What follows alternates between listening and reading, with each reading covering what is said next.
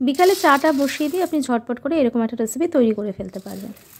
চায়ের সঙ্গে এই রেসিপিটা জাস্ট জমে যাবে, খেতে অসাধারণ। হাতের কাছে তেমন কিছু থাকার দরকার নেই, খুব সামান্য কটা উপকরণে বানিয়ে ফেলা যাবে চটজলদি করে এই রকম রেসিপি। দেখুন বাইরেটা কতটা মুচমুচে হয়েছে, শব্দটা শুনে নিশ্চয়ই বুঝতে পাচ্ছেন এরকমই মুচমুচে। গরম গরম খেতে দুর্দান্ত লাগে। আমি ভিতরটা একটা কেটে দেখাবো, তখনই বুঝতে পারবেন যে ভিতরটা কতটা সিদ্ধ হয়ে গিয়েছে, রান্না হয়ে গিয়েছে, এবং টেস্টটা তো অসাধারণ। দেখুন কত সহজে ভাঙা যাচ্ছে। বাইরেটা মুচমুচে আর ভিতরটা ভীষণভাবে সিদ্ধ হয়ে গিয়েছে, ভালোভাবে রান্না হয়ে গিয়েছে। টেস্টটা অসাধারণ খেতে হয়, আর বানাতে তো খুব কম সময় লাগে, খুব চটজলদি হয়ে যায়। ঘরোয়া কটা উপকরণ লাগে, আপনার হাতের কাছে সেটা থেকেই থাকবে। চা বসিয়ে দেবেন একদিকে, আর একদিকে এটা বানাতে শুরু করবেন। তাহলে আমরা সেই কাজটা শুরু করে ফেলি। আপনারা দেখছেন শিউলির হেসেল। যারা এখনও সাবস্ক্রাইব করেননি প্লিজ সাবস্ক্রাইব করবেন, সঙ্গে থাকবেন। আর যা মাপ বলছি সেটা কিন্তু একদম ভালোভাবে খেয়াল রাখতে হবে, তবেই তো পারফেক্টভাবে আপনি তৈরি করতে পারবেন আজকের এই নাস্তা রেসিপিটা। চলুন শুরু করা যাক। প্রথমে একটা পাত্র নিচ্ছি, একটু গভীরতা আছে এরকম পাত্র নিতে হবে। আর বেশ হাফটারও বেশি আমরা জল দিয়ে দিলাম। বড় সসপ্যানের 2 সসপ্যান আমরা জল ঢেলে দিচ্ছি, আর 1 চামচ নুন দিলাম। এবার এরকম বড় বড় সাইজের ফুলকপি আমি কেটে নিয়েছি। আমি 11 পিস ফুলকপি এরকম সাইজ করে কেটে নিয়েছি, সেগুলো দিয়ে দিচ্ছি। আর যে ডাঁটিগুলো আছে সেটা মাঝখান থেকে একটু আমরা ছুরি দিয়ে কেটে দেবো, যাতে ভালো মতো করে রান্না হয়, সিদ্ধ করা যায়। দেখুন এইভাবেই মাঝখানটা একটু কেটে দিতে হবে। তো দিয়ে দিলাম। এবার আমরা গ্যাসটা জ্বালিয়ে দেব। তারপর ফুলকপিটা আমরা সিদ্ধ করতে বসাবো। এক্ষেত্রে একটা জিনিস মাথায় রাখতে হবে, ফুলকপিটা এমনভাবে সিদ্ধ করতে হবে যেন খুব বেশি সিদ্ধ না হয়, আবার কাঁচা না থাকে। সেই দিকটা কী করে খেয়াল রাখবেন আমি বলে দেব। যখনই এই ফুলকপিটা ফুটতে শুরু করবে, মানে জলটা যখনই ফুটতে শুরু করবে, তার আগে একটু মিশিয়ে দেবেন। যেমনটা দেখা যায় এখনও কিন্তু জল ফুটে ওঠেনি। একটু যখন জলটা গরম হবে তখন খুন্তি দিয়ে ফুলকপিটা জলের সঙ্গে ভালো করে সব দিকটা যেন মেশে এই গরম জলের মধ্যে মিশিয়ে দেবেন। তারপর জাস্ট যখন ফুটে উঠবে জলটা, ঠিক তখনই গ্যাসের ফ্লেমটা বন্ধ করে দেবেন, আর কিন্তু ফোটাবেন না। ফুটে উঠলেই গ্যাসের ফ্লেম বন্ধ করে দেবেন। দিয়েই সঙ্গে সঙ্গে আপনারা ছাঁকনি দিয়ে এরকম ছেঁকে ছেঁকে ফুলকপিগুলো তুলে নেবেন। তবেই কিন্তু ফুলকপিটা ঠিকমতো সিদ্ধ হবে। না হলে খুব বেশি সিদ্ধ করে ফেললে তাহলে আর টেস্টটা আপনি পাবেন না যেটা বানাতে চাইছেন, আবার কাঁচা থাকলেও হবে না। তাই প্রথমে যখন হালকা গরম থাকবে জল, তখন ফুলকপিগুলো গরম জলের মধ্যে একটু খুন্তি দিয়ে মিশিয়ে দেবেন। তারপর যখন জলটা বেশ ভালো মতো টকবক করে ফুটে উঠবে, জাস্ট ফুটে উঠলেই আপনারা আবারও ভালো করে মিশিয়ে দেবেন ফুলকপিটা গরম জলের সঙ্গে, এই ফুটন্ত জলের সঙ্গে। তারপর গ্যাসের ফ্লেম বন্ধ করে যেমনটা দেখলাম তেমনটা তুলে নেবেন ছেঁকে ছেঁকে। ঠিক এভাবেই করতে হবে। এইবার কি করব, আমরা ওটা তো আলাদা করে রেখে দিচ্ছি। এবার আরেকটা পাত্র নিলাম, সেই পাত্রে আমরা যা যা দেখাচ্ছি দেখে নিন। একটা বড় বাটি, সেই বাটির 1 বাটি বেসন নিলাম। এখানে বেসন নেব আমরা 150 গ্রাম। বেসনের মধ্যে এবার আমরা মেশাবো চালের গুঁড়ো। 2 চামচ চালের গুঁড়ো নিচ্ছি। এবার আমরা দেব মশলাগুলো। প্রথমে দেব নুন 1/2 চামচ, তারপর দেব হলুদ গুঁড়ো 1/2 চামচের থেকে একটু কম, জিরে গুঁড়ো 1/2 চামচ, ধনে গুঁড়ো 1/2 চামচ, লঙ্কা গুঁড়ো 1/2 চামচ, একটু ঝাল ঝাল ভালোই লাগবে। আমরা দেব গরম মশলা গুঁড়ো 1 চামচ। আদা আমি কুড়িয়ে দিয়েছি, আদা বাটা দেবেন ভর্তি ভর্তি করে 1 চামচ। ধনে পাতা 1 বাটি, একদম কুচি কুচি করে ধনে পাতা কাটতে হবে। এবার সমস্ত শুকনো উপকরণের সঙ্গে ধনে পাতা, বেসন সবটাই আর কি একসঙ্গে এবার ভালো করে মিশিয়ে নিতে হবে। প্রথমে আগে ভালো করে মেশাতে হবে, তারপর কতটা জল দেবেন সেটাও কিন্তু একটা মাপ দরকার। যে বাটিতে আমরা বেসন নিয়েছিলাম, যে বাটির মাপে, সেই বাটির 1 বাটি জল দিতে হবে। তবে এক্ষেত্রে বলি 1 বাটি জল একেবারে দেবেন না, ধীরে ধীরে দেবেন। কম বেশি জল লাগতেই পারে, সেই অনুযায়ী 1 বাটি একেবারে না দিয়ে অল্প অল্প করে দেবেন। আর মিশ্রণটা ভালো করে গুলতে থাকবেন।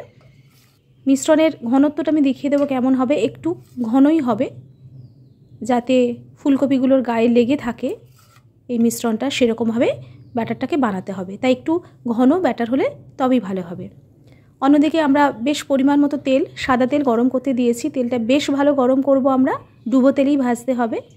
এবার দেখুন এই ফুলকপিগুলো একটা করে নেব আর মিশ্রণের মধ্যে ডুবিয়ে নেব। ভালো করে একটু হাত দিয়ে মিশ্রণের মধ্যে ফুলকপিটাকে দেব, যেন ফুলকপির সমস্ত গায়ে, সমস্ত অংশে মিশ্রণটা লাগে, বেসনের মিশ্রণটা দিয়ে এবার ওই ব্যাটারটা ঝরিয়ে আমরা এক একটা করে ফুলকপি তেলের মধ্যে দেবো, গরম তেলের মধ্যে। আর যখনই আমরা ফুলকপিগুলো গরম তেলে দেব তখন কিন্তু গ্যাসের ফ্লেম লো থাকবে। তারপর যখন সবগুলো দেওয়া হয়ে যাবে তখন আমরা মিডিয়াম টু হাই ফ্লেমের মধ্যে এটাকে ভেজে নেব। লালচে করে ভাজতে হবে। আমাদের ফুলকপিটা সিদ্ধই আছে আর এইভাবে ভাজতে ভাজতে ফুলকপিটা আরেকটু ভালো সিদ্ধ হয়ে যাবে এবং বাইরেরটা মুচমুচে হয়ে যাবে, লালচে লালচে হয়ে যাবে। ততক্ষণ পর্যন্ত ধৈর্য ধরে অন্তত 7-8 মিনিট ধরে এটাকে ভাজতে হবে। খুব অল্প সময়ে হয়ে যায়। গ্যাসের ফ্লেমটা বাড়িয়ে দেবেন, বাড়িয়ে দিয়েই ভাজবেন, তবেই মুচমুচে হবে। কারণ ভিতরে কাঁচা থাকার কিছু নেই, তাই ধিমে আঁচে ভাজার দরকার নেই। ভেতরটা তো সিদ্ধই আছে ফুলকপি, তাই বাইরেটা বেশ মুচমুচে করতে হবে। তার সঙ্গে সঙ্গে ফুলকপিটাও ভাজা ভাজা হয়ে যাবে। দেখুন ঠিক এইভাবেই আমরা সবগুলো ফুলকপি ভেজে নেব। উল্টে পাল্টে দিয়ে আমরা ভেজে নেব। এই রেসিপিটা ঠিক এভাবেই করবেন। চালের গুঁড়ো দিলে কি হয়, বেশ মুচমুচে হয়ে যায় আর খেতে ভীষণ ভালো লাগে। আমি দেখিয়ে দিয়েছিলাম বাইরেটা কতটা মুচমুচে হয়েছে। তো সবগুলো আমরা একটা পাত্রে তুলে নিচ্ছি। আপনি চা বসিয়ে হঠাৎ করে ইচ্ছা হলে এইরকম একটা রেসিপি তৈরি করতে পারবেন। বেশ লাল লাল করে কিন্তু আমরা ভেজে নেব, তবেই মুচমুচে হবে, খেতে ভালো লাগবে। বাইরেটা বেশ একদম ক্রাঞ্চি ক্রাঞ্চি ফিলিংসটা খুব ভালো লাগে।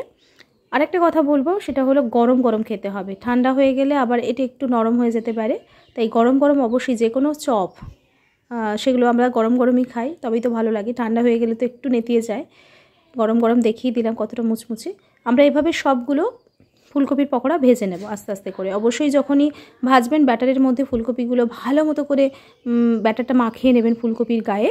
তারপর ব্যাটারটাকে ঝরিয়ে নেবেন, তারপর দেবেন। আর যদি ব্যাটার শেষে বেশি হয় একটু, তাহলে ফুলকপির গায়ে একটু লাগিয়ে লাগিয়ে দেবেন, বাস ওইটুকুই। এবার উল্টে পাল্টে ভেজে নেবেন। আমি যা মাপ দেখিয়েছি, যতটা ফুলকপির পরিমাণ দেখিয়েছি, সবটা মিলিয়ে একেবারেই সব ব্যাটারটাই লেগে যাবে ফুলকপির জন্য। তো এইভাবে পারফেক্ট মাপে আপনারা তৈরি করুন। আর অবশ্যই ব্যাটারের যে গাঢ়ত্ব, ঘনত্ব, সেটা কিন্তু একটু ঘন ঘন করতে হবে, তবেই ভালো হবে। না হলে পাতলা হয়ে গেলে ফুলকপির গায়ে থেকে ছেড়ে যাবে, তো তখন ভালো হবে না। যারা নতুন রাঁধুনি তাদের জন্য বারবার বলছি, বেসনের যে ব্যাটারটা তৈরি করেছেন সেটা অবশ্যই একটু মোটা করে করবেন, গাঢ় করে করবেন। তো রেডি হয়ে গেল। দেখুন সবগুলোকে আমরা তেল ঝরিয়ে নিতে হবে অবশ্যই। নিয়ে যারা টিস্যু পেপারে শোক করে নিতে চান এক্সট্রা তেল, সেটা তারা করতে পারেন। তো দেখুন কতটা সুন্দর হয়েছে। জয়, তোমার ভালো লেগেছিল খেতে?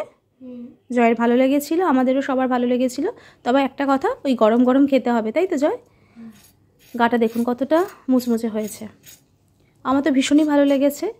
আর একটু ঝাল ঝাল হলে আরও বেশি ভালো লাগে। আমি অল্প ঝাল দিয়েছিলাম আমাদের বাচ্চাদের জন্য, তো আপনারা একটু বেশি ঝাল ঝাল দেবেন, তো আপনাদের ভালো লাগবে। অবশ্যই গুঁড়ো লঙ্কা দিতে হবে। এবার আমি একটা কেটে দেখাবো, প্রথমেই দেখিয়ে দিয়েছি। আর অবশ্যই এটা আপনি ডালের সঙ্গে, ভাতের সঙ্গে ডাল দিয়ে, এটা দিয়ে পকোড়াটা দিয়ে খেতে পারেন, কিংবা আপনি চায়ের সঙ্গে খেতে পারেন এই ফুলকপির পকোড়া। এছাড়াও আপনি মুড়ি দিয়ে ফুলকপির পকোড়া খেতে পারেন, সঙ্গে একটা কাঁচা লঙ্কা থাকলে তো কোনো কথাই নেই।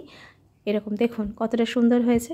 এইভাবে আপনারা বানিয়ে ফেলুন। আর যারা এখনও সাবস্ক্রাইব করেননি শিউলির হেসেল, প্লিজ সাবস্ক্রাইব করবেন। পাশে থাকা বেল নোটিফিকেশন অন করলে আমার সমস্ত রকম ভিডিও সবার আগে চলে যাবে আপনাদের কাছে। আমি তো মুড়িটা ঢালতে শুরু করে দিয়েছি, এবার আমরা খেতে শুরু করে দেবো। ছোটো কথা আরেকটা মনে করিয়ে দিই, যে শিউলিজ মোটিভেশন হাব আমাদের আরও একটি চ্যানেল, অবশ্যই সেই চ্যানেলটা দেখতে ভুলবেন না। শিউলির গান কবিতা আমাদের আরও একটি চ্যানেল, অবশ্যই দেখবেন। জয় আর অপেক্ষা করতে পারছে না, কাঁচা লঙ্কা সাজিয়ে দিলাম, আমাদের পকোড়াগুলো সেজে গেছে। এবার মুড়ির সঙ্গে আমরা মাখামাখি করে এগুলো খেতে শুরু করে দেবো। দুর্দান্ত লেগেছিলো। আর এই রেসিপিটা অবশ্যই আপনারা করবেন বাড়িতে, আর করে জানাবেন কেমন লাগলো। খুব সহজ, 7 থেকে 8 মিনিটের মধ্যে টুক করে হয়ে যাবে। চা বসিয়ে দিয়ে অবশ্যই করে ফেলুন এরকম একটা রেসিপি। দেখুন, ততক্ষণের জন্য বিদায় নেব। দেখা হচ্ছে আপনাদের সঙ্গে অন্য কোনো রেসিপিতে, অন্য কোনো ভিডিওতে। আপনারা ভীষণ ভালো থাকবেন, সুস্থ থাকবেন, সুন্দর থাকবেন। দেখা হচ্ছে আপনাদের সঙ্গে আবারও। আর কোন রেসিপি আরও চাইছেন আপনারা অবশ্যই জানাতে ভুলবেন না। আমার তো শেষই হচ্ছে না ভিডিও, তাই বকবক করে গেলাম। আপনারা ভালো থাকুন, সুস্থ থাকুন। পকোড়া বা এরকম বিভিন্ন রকমের স্ন্যাক্স রেসিপি আছে শিউলির হেঁসলে দেখবেন। আর পিঠা রেসিপি আপনাদের খুব ভালো লাগে, সেটাও দেখবেন। দেখুন কতটা সুন্দর হয়েছে, আমি তো আর তর সইতে পারছি না। এবার চলে যাব খেতে। ততক্ষণের জন্য বিদায় নিচ্ছি। আপনারা দেখতে থাকুন শিউলির হেঁসেল। নমস্কার।